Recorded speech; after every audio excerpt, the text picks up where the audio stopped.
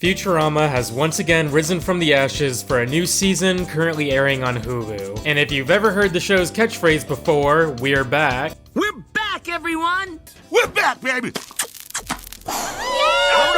You might wonder why you hear this phrase so much. Where did it go and why is it back? Well, Futurama was cancelled in the early 2000s and the early 2010s, but surely it won't happen again, right? In this video, I seek to answer how a show like Futurama, with such critical acclaim and awards, made by the creator of The Simpsons, could ever get cancelled, let alone twice. I'll also give some thoughts on the new season, cause when it's good, it's pretty funny, and when it's bad, it's Dogecoin and M. Night Shyamalan jokes. Alas, my mind has already degenerated to the point where I can no longer predict the ending of an M. Night Shyamalan movie.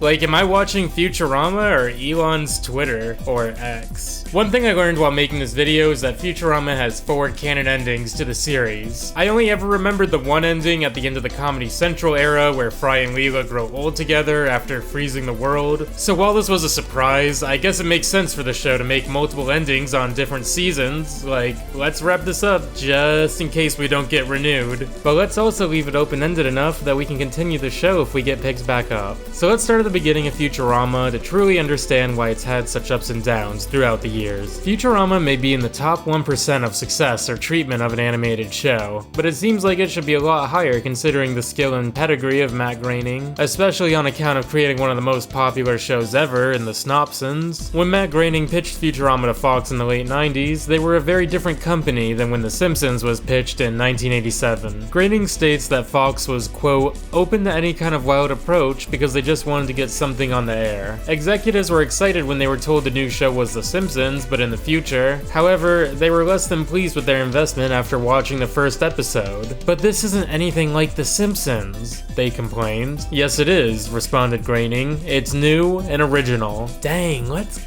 go! Get their asses. The first season of Futurama started off strong with 19 million viewers on its premiere on March 28th, 1999. I don't have any idea how ratings were ever collected or estimated back then. It sounds like a lot of hoopla to me. Regardless, Futurama's strong start was likely aided by airing between two of Fox's biggest programs at the time, The Simpsons and The X-Files. Futurama was soon moved to Tuesday nights, having its estimated viewers from 19 million to 9 million. This Tuesday night scheduling block became an all-animation showcase with Futurama, King of the Hill, and the PJs. Yeah, remember the PJs? This seems like the prototype to animation domination, Fox's Sunday night showcase of all their big shows like The Simpsons, Family Guy, and Bob's Burgers. But as someone who used to watch animation domination religiously, I'd much rather watch these shows on a Sunday night rather than a Tuesday. I don't know, it just feels right. Groening laments the network's interference on Futurama, as opposed to The Simpsons, in which he had full creative control. When executives tried to give me notes on Futurama, I just said, no, we're going to do this the way we did The Simpsons. And they said, well, we don't do business that way anymore. And I said,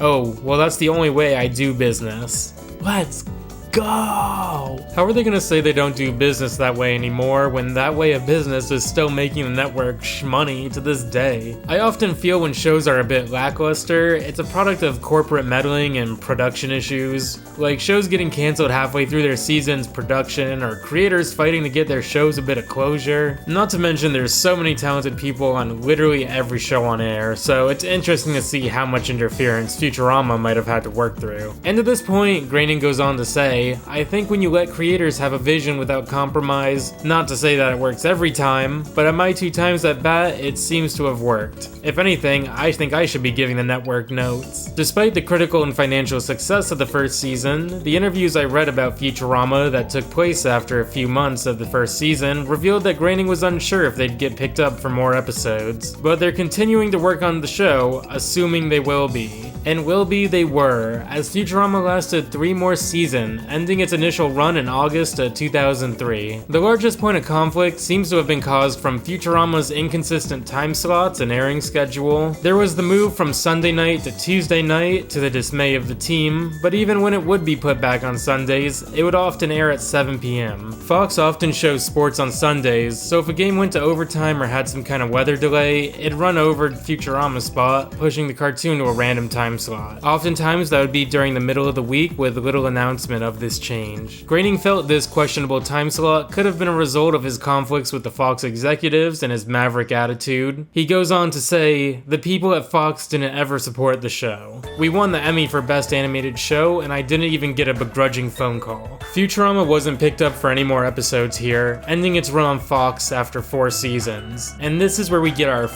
last episode / ending. Season 4, episode 18, The Devil's Hands Are Idle Playthings. This episode is about Fry playing this instrument called the holophoner that not only plays music, but creates accompanying visuals of the song being played. This has always been one of my favorite episodes of Futurama. It's really funny and sweet, but I never knew it was an ending to the show before. I think that's really funny considering how many times I've seen this episode, but I never had the context that this was the final episode of Futurama's original run on Fox. And I never really thought of this ending as a closeout of the series, but I can see it now. The song in this episode used to get stuck in my head a bit growing up, and while I'd say there could be worse songs to have stuck in one's head, Fry is so bad at the instrument, Bender gets him to make a deal with the robot devil in which they trade hands, cause the devil is musically inclined, of course. The robot devil tells Fry he'll let him trade his hands with whatever robot his wheel lands on, which ironically ends up trading with the robot devil himself.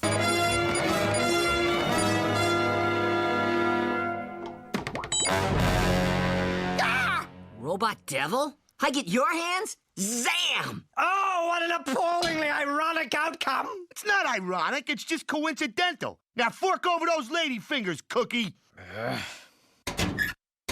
When Fry refuses to trade hands back, the devil ends up making a trade with Leela for a hand of hers in exchange for robot ears. Leela needs ears so she can hear Fry's opera because Bender incidentally made her deaf with an air horn the devil traded him. And you might wonder why the devil would want Leela's hand. That's not gonna make him play music well again. But it's actually to threaten Fry that he would take Leela's hand in marriage if Fry doesn't trade back. Fry takes backsies and plays horribly now, causing everyone to leave his performance, except Leela. And we get this really sweet scene to end Futurama as we know it. Please don't stop playing, Fry. I want to hear how it ends.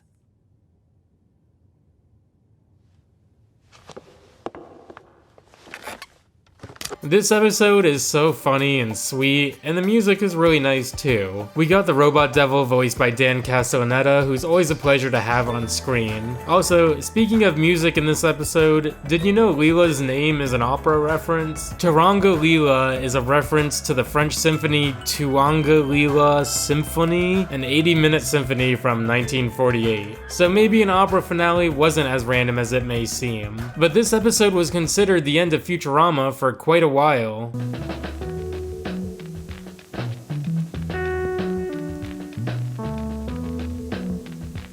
In late 2003, Adult Swim bought the rights to air Futurama, as well as some other show you might have heard of, Family Guy. As you may know, Family Guy got really popular once hitting Adult Swim, so popular that they even got more episodes. Futurama saw the success and said, hey, we can do that too. Comedy Central saw Family Guy's newfound success and said, hey, we can do that too. So Comedy Central ordered up 4 direct-to-DVD movies for our featured crew between 2007 to 2009.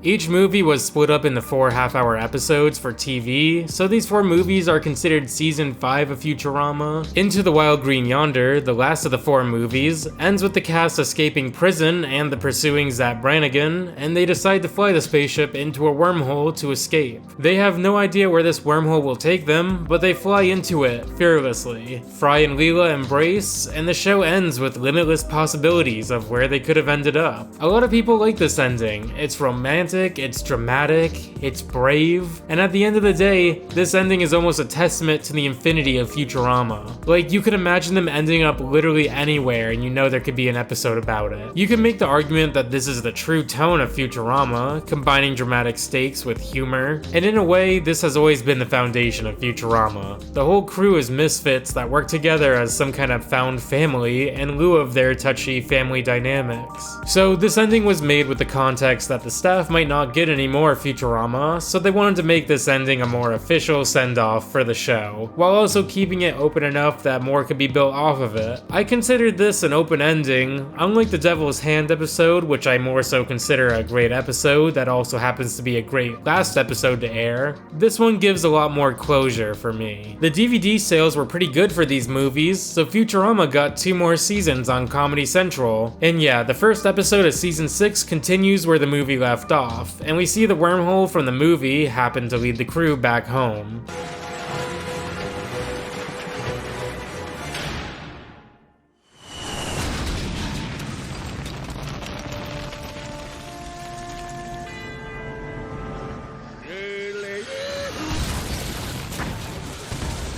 I actually really like the Comedy Central seasons of Futurama. They're not as funny as the original seasons, but it kind of feels like the late 2000s, early 2010s Simpsons, where you know it's not super funny, but it's well written and has cool concepts. They have another open ending in season 6, giving us our third of the 4 current endings. In the episode Overclockwise, Bender's system gets overclocked and he becomes omnipotent. Fry and Leela acknowledge their ups and downs as a couple, with Leela scared and skeptical of their future together. The episode focuses on a court trial where Bender saves the day, and ends with the wise Bender giving Fry and Leela a prediction of their future together. We gather Fry and Leela will have their ups and downs, but end up happy together. It's a cute ending, and I love Fry and Leela's concerns and relationship throughout the episode, like it feels so genuine to me. But overall, I think this episode is fine at best, and the ending is kinda just Fry and Leela staring at a piece of paper for 45 seconds. Let's just be real. Futurama got renewed for 1 more season on Comedy Central, and it ended with easily one of my favorite Futurama episodes. The last ending of season 7, meanwhile, has Fry asking Leela to marry him. He tells her to meet him at the top of the Vampire State Building if she accepts his proposal. Hold on,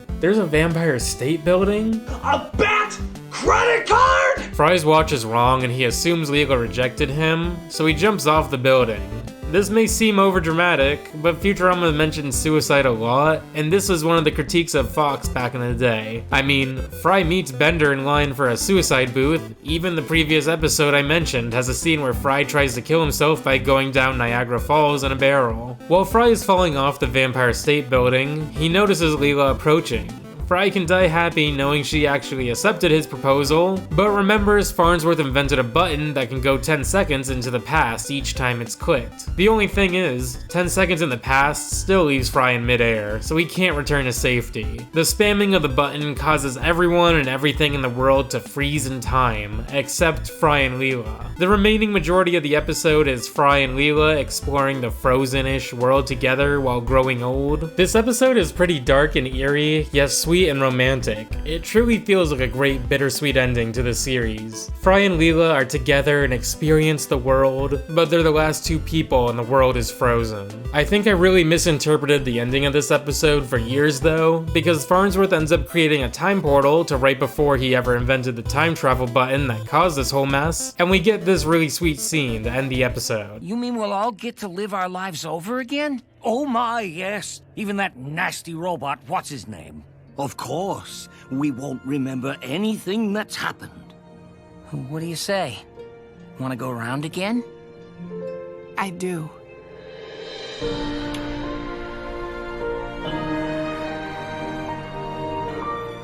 I always thought that despite them going back into the past at the end, Fry and Leela would always experience this future and timeline in which the world gets frozen and there's nothing they can do about it. So even though they go back to the past together, they'll always share this same fate of growing old while everything is frozen in time, while they live a loop of seasons 1 through 7 over and over and over. But it seems the implication is more that Farnsworth won't invent the button in the new timeline, and this episode was just a hypothetical. But we got to see Fry and Leela enjoy a very long honeymoon together before going back, which is also sweet. When this ended in 2013, I was really happy with this ending. I think it perfectly wraps up Futurama as well as Fry and Leela's relationship. It's the perfect mix of humor, romance, and dark comedy, and just the creepy, sometimes cold nature of the future. So as of 2013, this was the last episode of Futurama we got, and what a way to end the show. That is until 2023 when Futurama got picked up for 2 seasons by Hulu. The reboot on Hulu all but confirms Farnsworth changes the timeline, as the first episode has Farnsworth addressing the time skip button right away. It might take away a little bit of the weight of the previous ending, which was the end of Futurama for most of my life,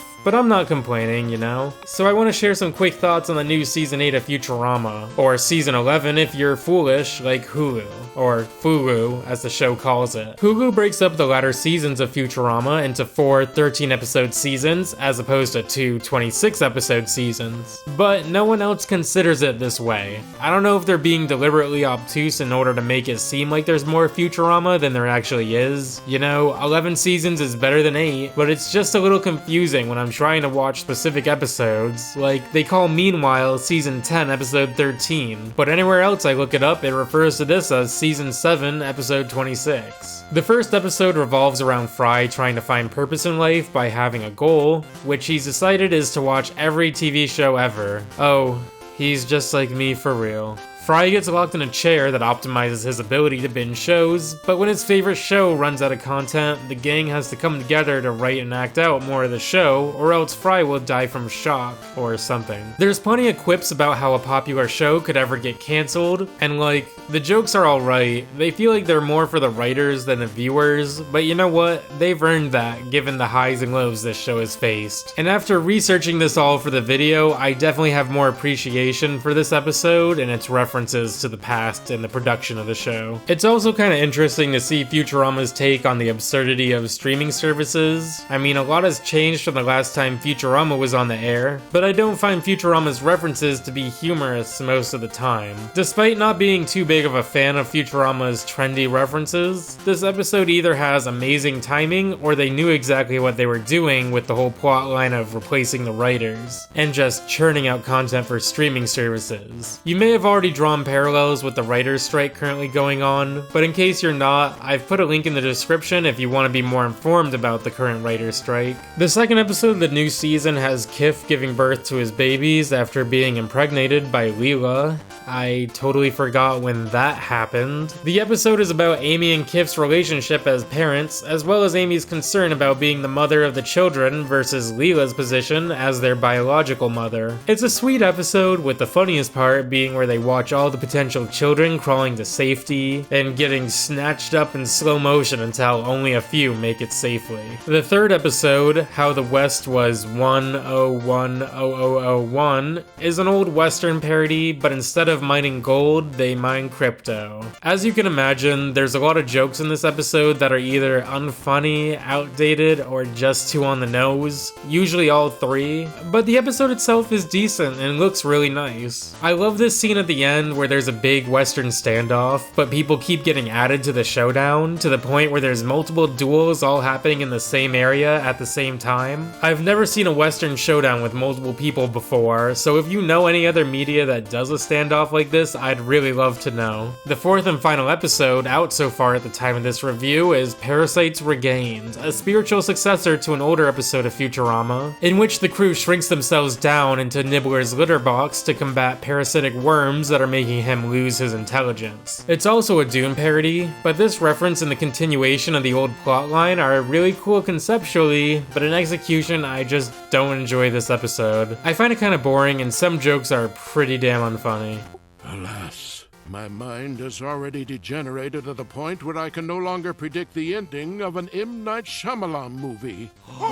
I read an interview about this new season of Futurama and issues it looks to tackle, which includes NFTs and COVID, and I just kinda winced a little bit. We get to look forward to Rage Against the Vaccine in September, and I don't know, just seems more like South Park shtick in a way, but I'm gonna try to look forward to it with an open mind. And after that episode is Zap Gets Cancelled, but you know, it could be funny. I think the new Clone High season covered these topics like cancel culture in a pretty funny way, but I enjoy Futurama more when they're going on adventures, not being Diet South Park.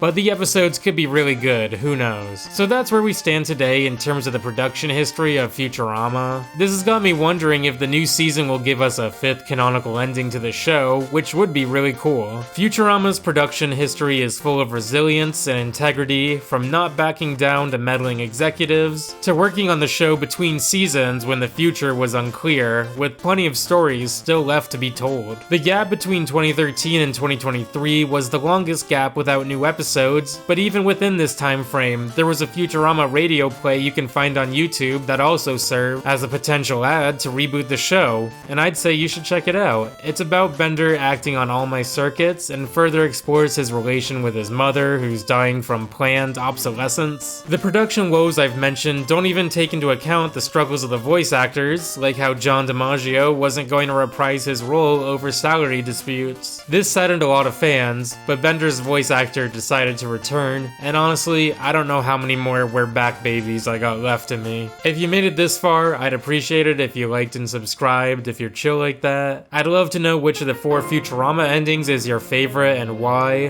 or which episode from the new season is your favorite. Thanks for watching, I'll see you next week. Alright, bye.